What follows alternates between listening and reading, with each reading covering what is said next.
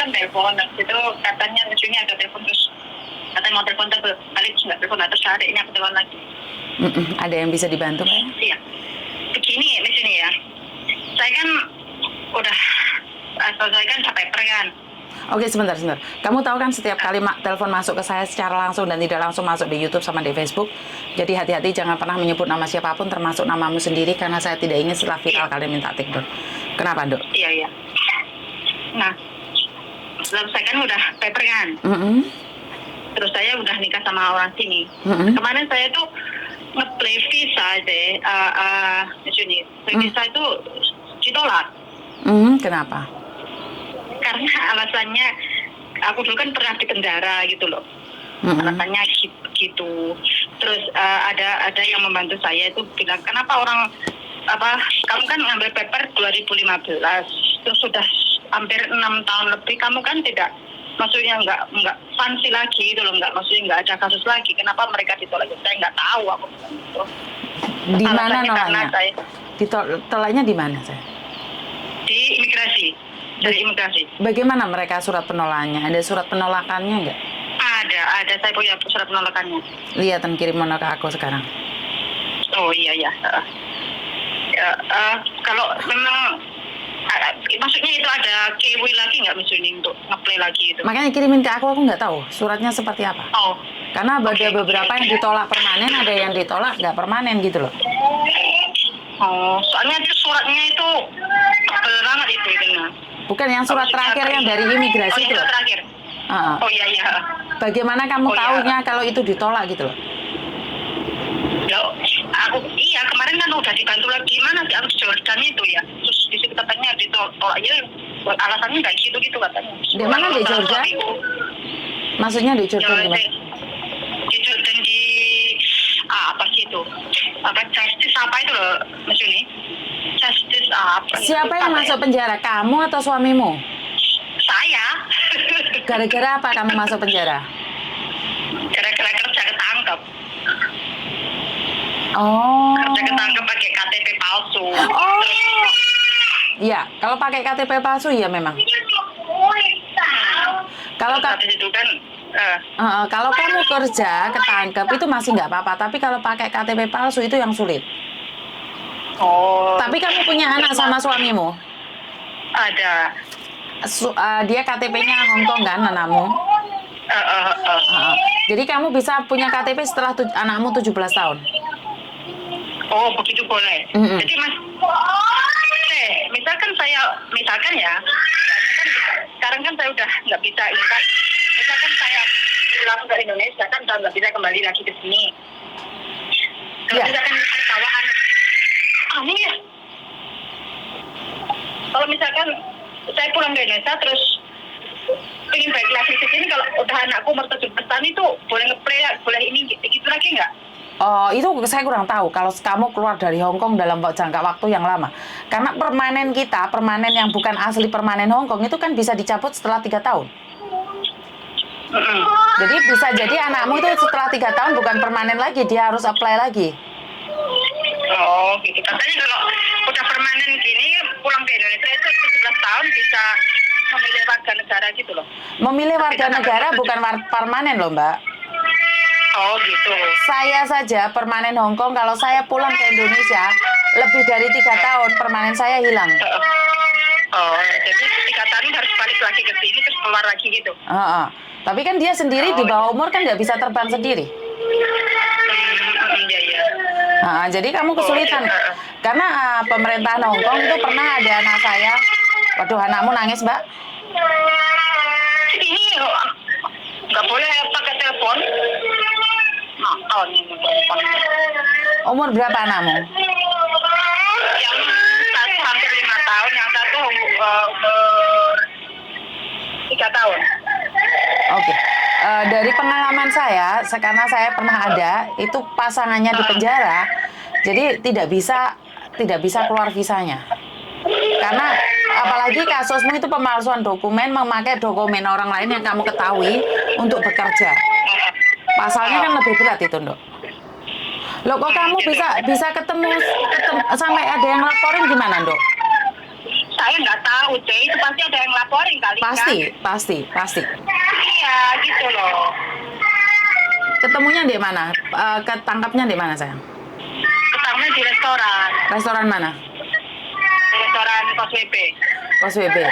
Tapi bukan restoran Indonesia kan? Bukan, restoran Itali. Oh, restoran Itali, oke.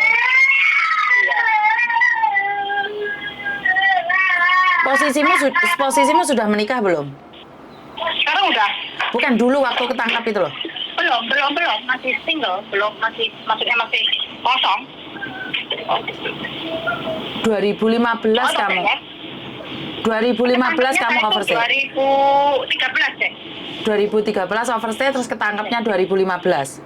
Enggak, saya overstay itu 5 tahun, terus saya ketangkep itu. Jadi 2013, kira-kira 2013 itu saya ketangkep.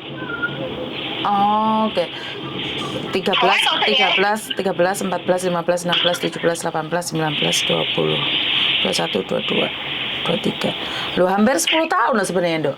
Kamu dari apply papernya. Iya, aku setelah nikah itu langsung saya ngeplay deh. Ngeplay pas waktu ada COVID itu kan jadi agak lambat, hampir 2 tahun. Soalnya yang aku tahu kan aku selalu memperingatkan kalau salah satu di antara kalian ada kasus penjara kan nggak keluar visa. Pernah nggak dengar video saya? Karena soalnya saya nggak pernah main Facebook, saya nggak punya Facebook. Ini temanku yang ngasih tahu, coba telepon Mejuni, bilang gitu, kalau bisa bantu, bilang gitu. Di YouTube sebenarnya saya sering ngomong kayak gitu, sayang. Jadi kalau pasanganmu, salah satu pasanganmu itu pernah punya utang, visamu pun nggak bisa turun. Dan salah satu pasanganmu itu pernah di penjara, itu juga nggak bisa turun visanya. Itu peraturan baku Hong Kong. Tapi kamu coba lagi, yang aku tahu kalau anakmu sudah umur 17 tahun, maka kamu bisa, karena yang garansi kan bukan suamimu, yang garansi itu anakmu. Anakmu adalah anak Hong Kong. Tapi kalau anakmu kamu bawa pulang ke Indonesia, setelah 3 tahun permanennya dia kan hilang. Itu bagaimana bisa membawamu ke sini, kan nggak bisa juga. Oh, jadi maksudnya ada salah satunya nunggu mereka umur 17 tahun baru kemungkinan bisa ada KTP saya gitu deh. Betul. Karena yang jadi sponsor kamu bukan bapaknya, anakmu sekarang. Kan beda. Oh gitu. Itu yang saya ketahui ya, karena dari pengalaman saya dari beberapa kasus. Karena ini kasus ini pernah terjadi pada anakku tahun 2012. Jadi suaminya pernah dipenjara dan visa istrinya nggak bisa turun sampai sekarang karena anaknya belum umur 17 tahun. Iya. Iya, saya kalau suamiku pernah bilang kalau di Hong Kong itu misalkan orang ini ya pengen keluar KTP permanen, kalau pernah di penjara itu dipersusah, suamiku bilang kayak gitu. Bukan dipersusah, nggak dikeluarin. Nggak bisa dikeluarin. Soalnya temannya suamiku kan pernah di penjara, jadi kan visanya permanen kan nggak bisa keluar sampai sekarang. Cuma visa residen kok. Residen aja nggak bisa keluar, Mbak. Bukan permanen loh, residen aja nggak bisa keluar. Tapi bisa kerja loh. Iya. Anak laki-laki. Siapa? Orang Cina, tapi kan keluarganya maksudnya udah permanen semua, tapi kan dia pernah di penjara. Terus dia KTP permanennya belum bisa keluar sampai sekarang. Iya, karena beda. Orang Hong Kong sama orang Indonesia apply-nya beda, Mbak. Orang Indonesia setelah 7 tahun permanen, tapi orang Cina kalau nikah sama orang Hong Kong, walaupun nikah sudah 10 tahun nggak bisa jadi permanen. Paham nggak? Kalau orang Hong Kong, orang Indonesia kan langsung dapat KTP. Kalau nikah visanya keluar. Jadi mereka masih ada masa-masa pencobaan. Jadi memang nggak bisa, sampean aja nggak bisa jadi resident. Karena resident dan permanen itu beda. Resident itu sponsor, ada sponsornya. Tapi permanen tanpa sponsor. Jadi kalau kamu bintang 3 itu tidak bisa bintang karena kamu bukan kelahiran Hong Kong. Tidak ada bintangnya. Saya tuh nggak ada bintangnya, anak saya ada bintangnya. Suami saya nggak ada bintangnya. Suami saya nggak ada bintangnya. Orang mana? Suami saya orang Guangzhou. Jadi nggak ada bintangnya. Tapi anak saya ada bintangnya. Jadi beda-beda. Jadi meme nggak ada bintangnya karena meme di Indonesia. Paham nggak? Jadi bintang itu khusus yang lahir di sini. Lahir di Hong Kong gitu. Betul. Dan orang tuanya permanen sini. Oh gitu. Jadi ada bedanya. Saya sendiri nggak punya bintang. Saya sendiri nggak punya bintang. Bintang apa enggak juga nggak apa. Yang penting kita kerja di sini udah.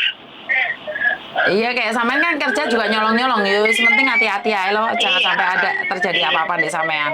Karena memang yang benci sama kita itu tidak tahu.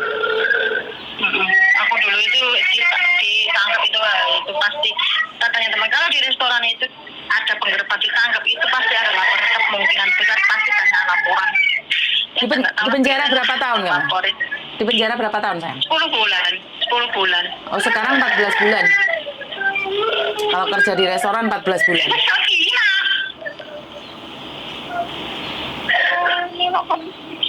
Apa? Oh iya. Mau orang dikasih HP yang lain, HP banyak tapi tidak mau minta HP yang tanggung buat teleponnya, nakal ini aku. Jangan dibilang nakal, ntar anaknya nakal beneran. Oh, jadi bentak-bentak toh. Makan mie, teteh makan mie, aku teleponan langsung pengen direbut HP ini. Orang HP banyak di itu ada apa kok. Bisa bahasa Indonesia dia? Nggak bisa. Nggak bisa. Speaker entah ngomong sama dia. Nah iya ya. Iya. Cuma dia. Cewek atau cowok mbak? Cowok atau cewek? Cewek ini yang cowok sekolah. Vậy câm lệnh lợi hàm ghé cho mẹ à Halo? hữu lệnh lợi vô kim tổ lệ vô Wah ini. Oh, tai teh ya ini.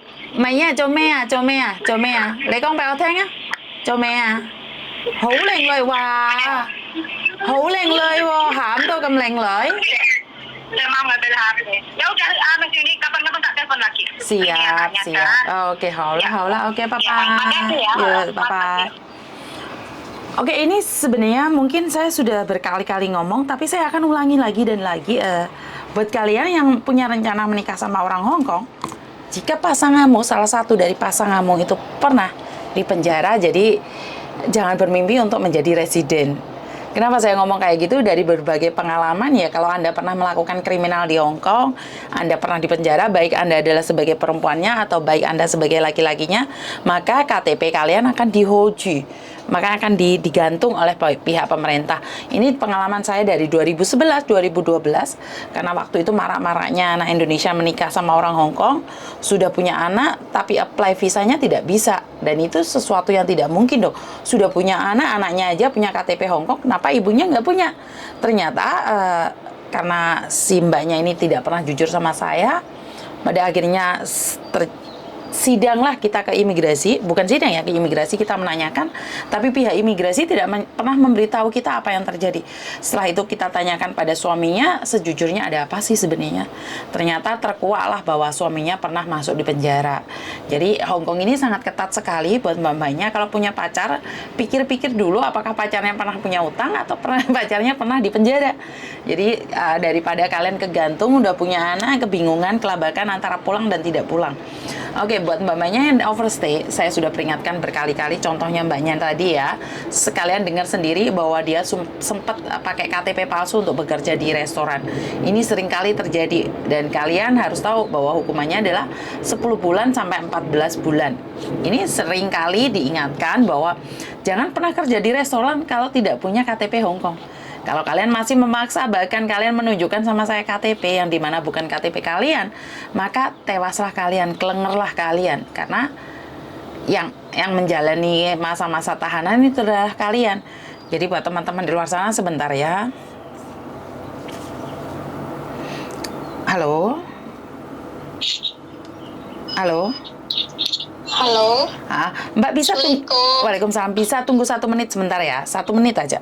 Nggak usah dimatiin, nggak usah dimatiin, nggak usah dimatiin. Oke, terima kasih. Jadi buat teman-teman di luar sana selalu menjaga diri, hati-hati, jangan memakai dokumen palsu, data-data palsu orang lain, jangan pernah kalian pegang. Saat kalian dilaporkan ke polisi dan kalian tertangkap memegang identitas orang lain, maka penjaralah yang akan menunggumu. Itu aja dari saya, kurang lebihnya saya minta maaf dan wassalamualaikum warahmatullahi wabarakatuh. Berkat Tuhan mengalir atas hidup kita semua, semoga semua makhluk hidup bahagia dan terima kasih, bye-bye.